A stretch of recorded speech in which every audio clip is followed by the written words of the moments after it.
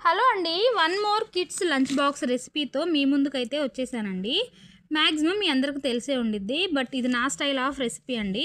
First కడాయి పెట్టుకొని oil వేసి ఇలా క్యారెట్ సన్నగా తురుము పట్టుకోవాలండి. అండ్ ఆయిల్లో తాలింపు గింజలు, ఆనియన్, పచ్చిమిర్చి వేసి కొంచెం మగ్గనించిన తర్వాత సన్నగా తరుముకున్న క్యారెట్ వేసుకొని ఇంకొంచెంసేపు మగ్గనిచ్చాలండి.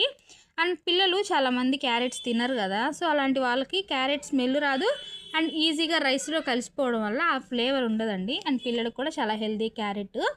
అండ్ ఇలా ఆయిల్స్లో వేసుకొని కొంచెంసేపు మగ్గనిచ్చిన తర్వాత సాల్ట్, పసుపు వేసుకొని కొంచెంసేపు మూత పెట్టుకుంటే మనం చేతితో టచ్ చేస్తే అది మెత్తగా అయిపోతుందండి. ఆ స్ట్రక్చర్ మనకు అర్థమవుతుంది. సో అప్పుడు మనం కారం వేసేసుకుంటే టేస్ట్ చాలా బాగుంటుందండి. ఆ స్మెల్ రాదు. మెయిన్ చపాతీలో కానీ రైస్లో కానీ చాలా టేస్టీగా అయితే ఉంటుందండి. నేనైతే ఇక్కడ రైస్ వేసి నాకు ఇద్దరు పిల్లలకైతే చేసుకుంటున్నాను అనమాట.